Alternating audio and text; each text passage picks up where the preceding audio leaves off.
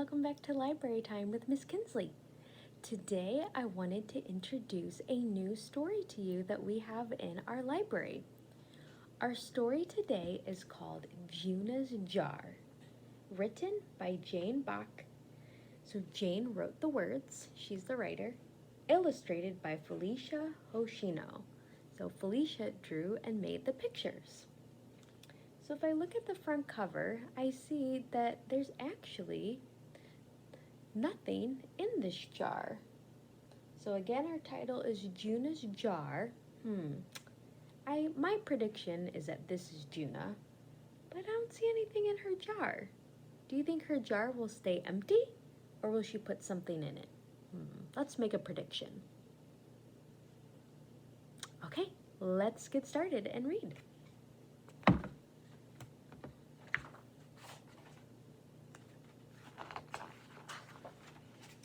Before we even start our story, we have a few words here that the author has chosen to share with us and their meanings. So we will see and hear these words in the book, so I want to read them to you and tell you their definitions or what they mean. So our first word is abuelita, which means grandma. Hola, which means hello. So those two words are Spanish. Kimchi, a staple Korean side dish typically made of cabbage that is salted, seasoned, and fermented. Oppa, that is the name of it. That's an older brother of a girl. All right, so we'll hear those words in our story, so make sure to listen for them. Juna's jar. Juna's family always had a large jar of kimchi in their fridge.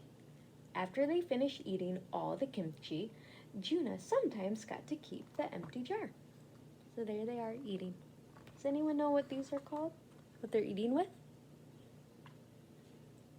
If you said chopsticks, you are correct. Juna loved to take the jar and go on adventures with her best friend Hector. They went to the park near their apartment building to collect colorful rocks and small bugs. Once, Hector found a green caterpillar. Juna worried that it wouldn't have what it needed to make a cocoon, so they let it go. So there is Juna with her best friend Hector.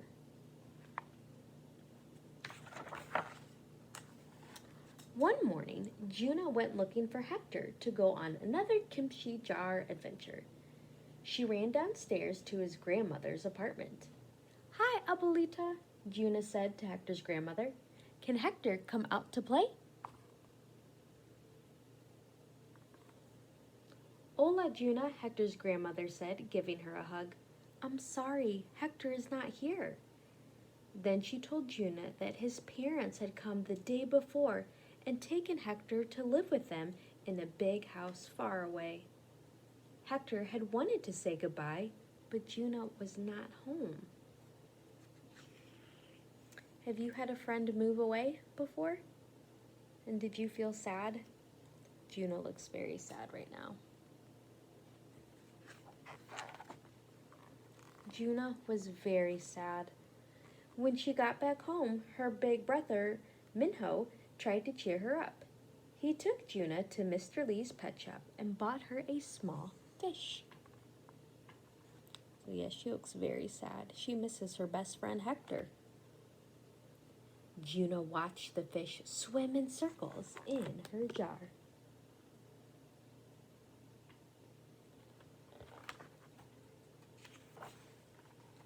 That night, when everyone was asleep, Juna put on a diving mask and fins and dove into the water.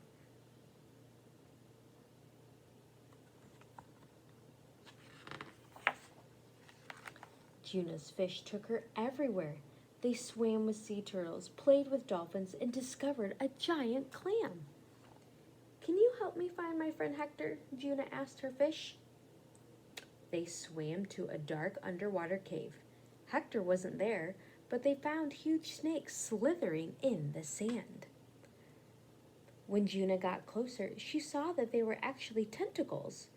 Juna wondered if they belonged to an octopus or a giant squid. I wish Hector was here, Juna thought. He knows everything about animals.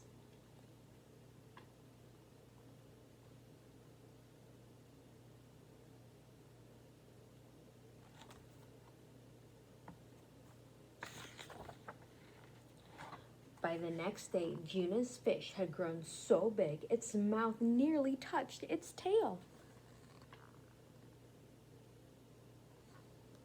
Opa, my fish needs more space, Juna said to Minho.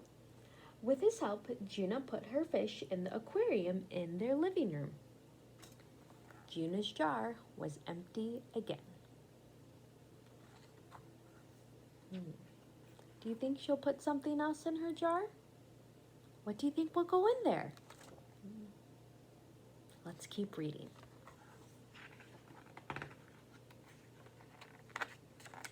Minho had an idea. He gave Juna a small bean plant he had grown at school for science class. They found some soil, and carefully put the plant in the jar. That night, when everyone was asleep, Juna put on hiking boots and climbed down the plant into a lush green rainforest.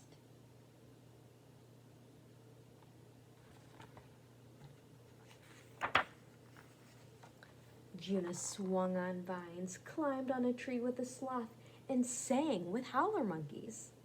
Have you seen my friend Hector? She asked them all. One monkey pointed to the river and jumped away. As Juna got closer to the water, she saw that the rocks in the river began to move. They weren't rocks at all. It was the back of an alligator, or a crocodile. She wasn't sure which one it was. I wish Hector was here, she thought. He would know.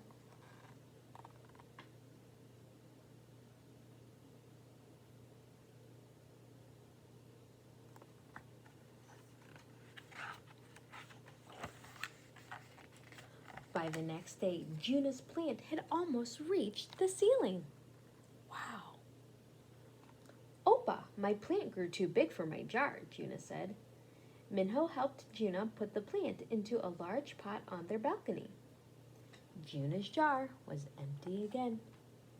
Notice the drawings that she's putting up. It looks like she's taping some pictures up to her wall.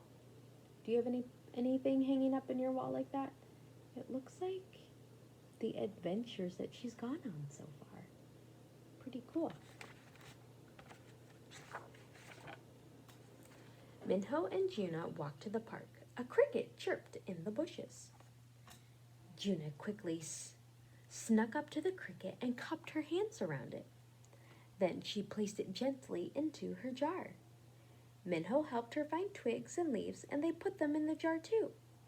When they got home, Juna punched holes in the lid of the jar so the cricket could breathe. Here she is. She found her cricket.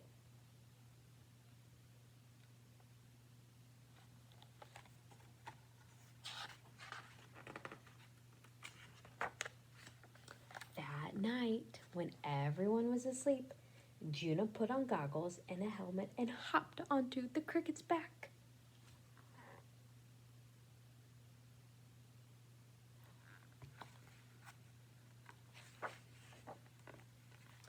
Juna and the cricket rode through the night sky together. They flew over tall buildings that looked like giant steps leading to the moon. They followed a trail of cars that lit up the hill like a string of holiday lights.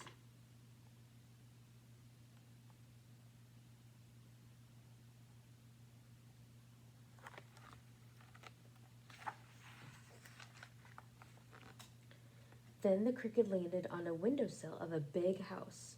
Juna peeked in the window.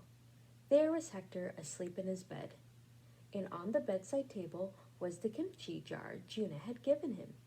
Hector looked like he was having happy dreams. Juna smiled. Bye, Hector, she whispered. Then she hopped onto the cricket's back and flew home. So he still has the jar that she gave him.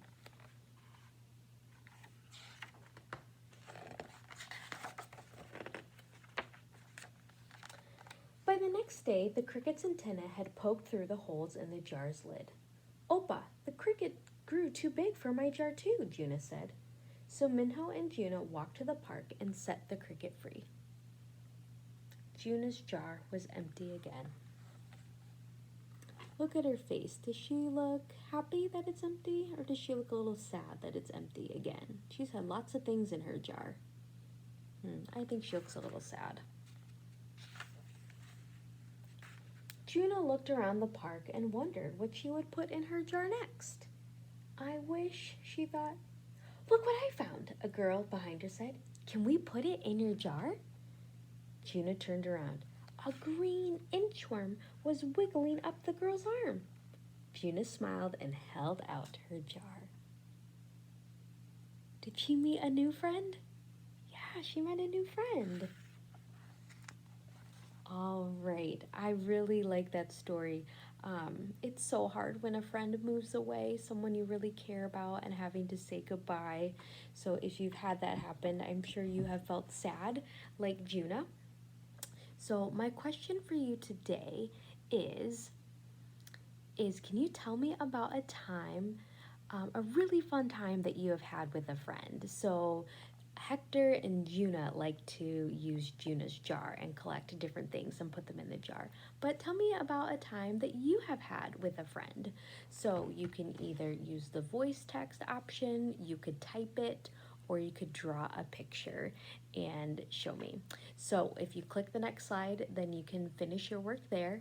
Don't forget to fill out the Google form if you are kindergarten and first grade to request library books. If you would like those, they will be delivered to your classroom, or I will, for our virtual learners, I will contact your families to let you know when your books are ready and you can pick them up at school. If you're second, third, fourth, and fifth grade, remember you will use the Follow Destiny app to request your books that way, and they will also be delivered to your classroom. Or for virtual learners, I will contact your families as well. So I hope you enjoyed our story. That's a new one. If that is something that you would like to check out, you could put that on your form or request it in Destiny. Just remember, there's only one book, so whoever gets to it first will have the book. But you could be in line and you could check it out another time.